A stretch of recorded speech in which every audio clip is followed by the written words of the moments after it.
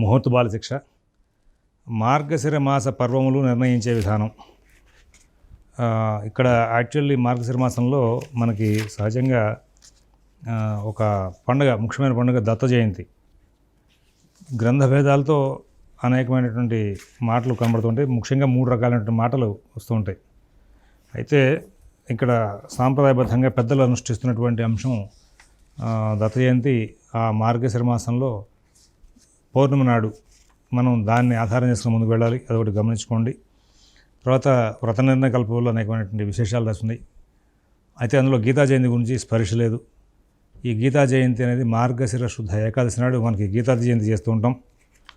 ఆ తర్వాత ఇంకొక విషయం ఏంటంటే శివముక్కోటి ఆర్ద్రోత్సవం అంటారు. ఈ ఆర్ద్రోత్సవం అనేది యాక్చువల్లీ మరి అక్కడ మనకి శివపురాణాన్ని కనుక చూస్తే మార్గశిర పౌర్ణమి దగ్గరలో ఉన్నటువంటి ఆర్ద్ర నక్షత్రంగా మార్గశిర పౌర్ణమిగానే అక్కడ శివపురాణంలో కనబడుతుంది. కానీ ఏంటంటే ధనుర్మాసంతో ముడిపెట్టి ధనుర్మాసంలో వచ్చేటువంటి ఆర్ద్ర నక్షత్రం అర్ధరాత్రి సమయానికి ఉన్నటువంటి అర్ధరాత్రి నుంచే పరంగా ఉన్నటువంటి నక్షత్రాన్ని తీసుకుని జరపడం అనేది మనకి ఇక్కడ ఈ దక్షిణాదిలో, అందులో కోస్టల్ ఏరియాలో బాగా ప్రాచుర్యంలో ఉంది. అక్కడ శివపురాణంలో మరి మార్గశిర మాసంలో వచ్చే పూర్ణమి దగ్గరలో ఉన్నటువంటి ఆర్ద్రని ఆర్ద్రోత్సవంగా అతను అక్కడ రాశాడు. అంటే దాన్ని మనం పరిగణలోకి తీసుకోవాలంటే ఇప్పుడు దాన్ని స్పష్టంగా కొన్ని చోట్ల కనబడుతోంది. మన శ్రీశైలం ఇట్లాంటి ప్రాంతాల్లో మరి దాన్ని ఆచరిస్తున్నారు. కానీ గ్రంథస్థమైన విషయంగా దీనికి ఒక పెద్ద ఆధారం ఏంటంటే ఈ శైవ సంబంధమైనటువంటి ఆగమం. అంటే వాళ్ళు ఆ అర్చనాకాండ నడిపే వాళ్ళందరూ కూడా మరి ఈ ముక్కోటి విషయాన్ని శివ ముక్కోటి అనే పేరుతో, ఆర్ద్రోత్సవం అనే పేరుతో దానికి మళ్ళీ అన్నాభిషేకం చేయడం అనేది ఒక విశేషం. దానికి ఒక కల్పం ఉంది. అక్కడ వ్రతాన్ని ఆచరించే కల్పాన్ని ఆధారం చేసుకున్నటువంటి అంశంగా ప్రధానంగా తీసుకుని వెళ్ళారు. కాబట్టి ఈ రెండింటిని కూడా అందరూ కూడా గుర్తుపెట్టుకోవాల్సిన అవసరం ఉంది ఈ పండుగలు రాసేటప్పుడు. మార్గశిర మాసంలో మనకి స్కందవ్రతం, సుబ్రహ్మణ్య షష్ఠి. ఈ సుబ్రహ్మణ్య షష్ఠి అనేది ప్రధానమైనటువంటి పండుగ, ప్రారంభంలో వచ్చేటువంటిది. మార్గశిర శుద్ధ షష్ఠి, మార్గశిర శుక్ల షష్ఠ్యాం స్కందత్రయం కార్యం సా పూర్వోద్ధాగ్రాహ్యచోంద స్కందే కృష్ణాష్టమి స్కందషష్ఠి శివరాత్రి చతుర్దశి ఏతాః పూర్వోద్ధాః కార్యాः సిద్ధ్యంతే పారణం భవేత్ తేధ్యంతే పారణం భవేదిత్యతేన పంచమీతాయాం షష్ఠిముపవాసం కృత్వా పరద్యః శివపూజాం కృత్వా పారణాదికం కుర్యాదితి తాత్పర్యార్థः. స్కందషష్ఠి కర్తవ్య పంచమ్యా సహితా బుధైః ఉపవాసే సదా కార్య పరా స్కంధస్య పూజనే. ఇక్కడ సంహార షష్ఠి, మలహార షష్ఠి అని పేర్లతో కూడా వీటిని పిలుస్తూ ఉంటారు. పూర్వవిధగా తీసుకుని చేయమని చెప్పి ఈ స్కందషష్ఠి పేరుతో చెప్పుకుంటూ వస్తాడు. పూర్వవిధగా ఉన్నటువంటి తిథిని గ్రహించి అక్కడ వ్రతం ఆచరించి తిథి యొక్క అంత్య సమయంలో పారణ చేయాలని చెప్పి స్కందపురాణం చెప్తోంది. తిథి అంత్యంలో పారణ చేయాలని చెప్పుడు చేత పంచమి యుక్త షష్ఠి ఎందుకు ఉపవాసం ఉండాలి. ఒకవేళ షష్ఠి నాడు కనుక పంచమి కనుక పొద్దున పూట కనుక ఏదైనా దానికి సందర్భం కుదిరితే పంచమితో కూడుకున్న దానికే ప్రాధాన్యం ఇవ్వండి అనేది ఇక్కడ పరోక్షంగా తెలుస్తోంది. ఇది పృథ్వీ చంద్రోదయం భవిష్యోత్తర పురాణం కూడా ఇట్లాగే తెలియజేస్తున్నాయని చెప్పి చెప్పుకున్నారు. ఏ రోజున షష్ఠి 3 ముహూర్తాల వ్యాప్తి ఉంటుందో ఆ రోజున స్కంద షష్ఠికి మనం యదా షష్ఠి త్రిముహూర్త వ్యాపిని ఇది భవతి తథా స్కంద పూజనే పరాగ్రాహ్య నోచేత్ పూర్వతథా చెప్తాం. సూర్యోదయం దగ్గర నుంచి 3 ముహూర్తాలంటే 48 నిమిషాలు, 3:48 ఒక 2 గంటల 24 నిమిషాల వ్యాప్తి సూర్యోదయం తర్వాత షష్ఠి కనుక వ్యాప్తి ఉంటే అప్పుడు మర్నాడే ఇంకా ఈ పంచమయుతాగ్రాహ్య అనేటువంటి మాట పక్కన పారేసేసి సూర్యోదయం తర్వాత 3 ముహూర్తాల వ్యాప్తి షష్ఠి ఉంది కాబట్టి దాన్ని తీసుకోమని చెప్పేసి వ్రత నిర్ణయ కల్పంలో ఉన్న విషయాన్ని ఇప్పుడు మనం చెప్పుకుంటున్నాం. ఇక్కడ తర్వాత మిత్ర సప్తమి అనేటువంటిది పర్వం. ఇక్కడ మిత్ర సప్తమి అంటే ఆ రోజున తత్ర మిత్రనామకం సూర్యం సంపూజయేత్, సూర్యభగవానుడి మిత్రుడు అనేటువంటి పేరుతో మనం అక్కడ అర్చిస్తూ ఉంటాం. దాంట్లో భాగంగా దానికి ఏం చేస్తున్నారంటే కశ్యపాదితులకు జన్మించినటువంటి మిత్ర అనే పేరుగా సూర్యునికి ఇక్కడ పూజించాలి. మిత్రుడు ముల్లోకాల్లో ప్రసిద్ధి చెందుతాడు. దీనివల్ల సమస్త వ్యాధులు పోతాయి. మార్గశీర్షే సితే పక్షే సప్తమ్యాంద్వైద్వాగ్రహ మిత్రనామాసంయకే కశ్యపాదదితే నృప. ఇక్కడ ఎప్పుడైతే మార్గశిర శుద్ధ సప్తమి నాడు మనం రథప్తకు ఉన్నంత విశేషం ఉంది. ఇక్కడ మిత్ర అనేటువంటి నామంతో మరి ఈ యొక్క సూర్యభగవానుని కనుక మనం అర్చిస్తే ఆయన ఆరోగ్య సంబంధమైనటువంటి సమస్యలన్నింటినీ కూడా తొలగిస్తాడు అని చెప్పేసి అందువలన ఇక్కడ చేయమని చెప్పేసి పూర్వోదనంలో సూర్యాస్తమయం వరకు షష్ఠి ఉండి మర్నాడు సూర్యాస్తమయానికి ముందే 3 ముహూర్తాలతో ముందుగా అక్కడ సప్తమి వెళ్ళిపోతే అష్టమి వ్యధ ఉంది కాబట్టి మరి పర్వదినం గ్రహించాలని భవిష్యత్తు పురాణం చెప్తుంది.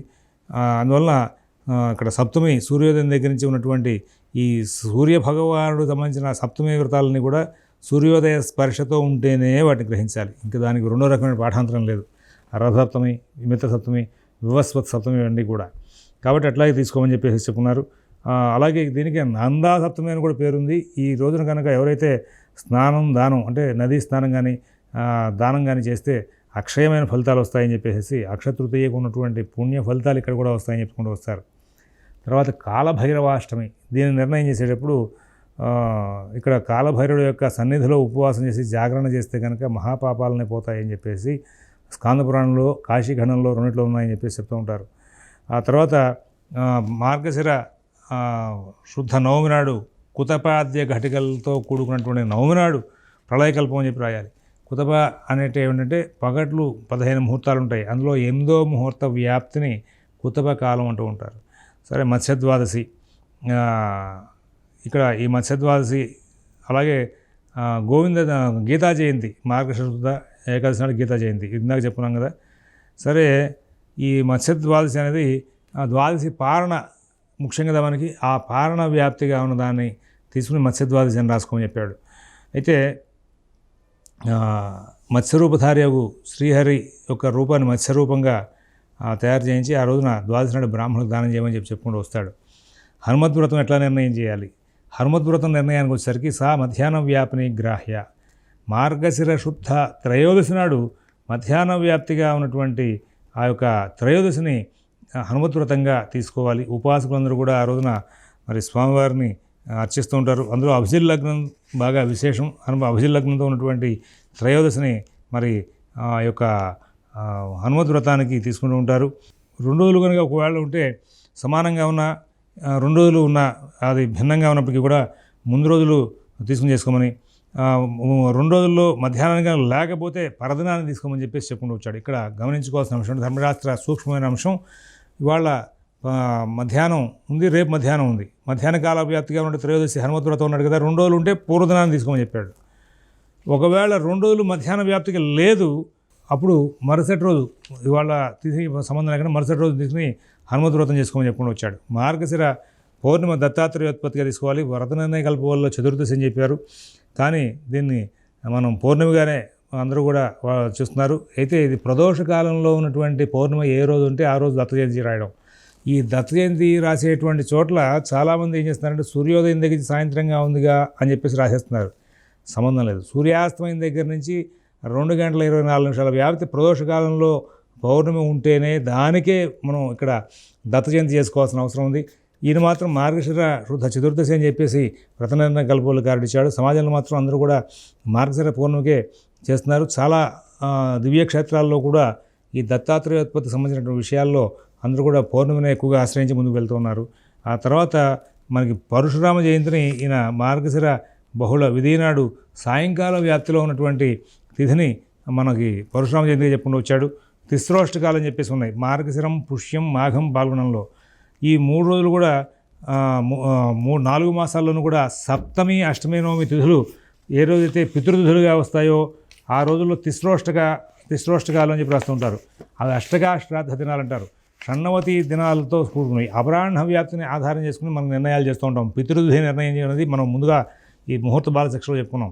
ఆ పితృతిథి నిర్ణయం లాగానే ఈ యొక్క అష్టకాశ్రాద్ధ దినాలను కూడా నిర్ణయం చేయాలి.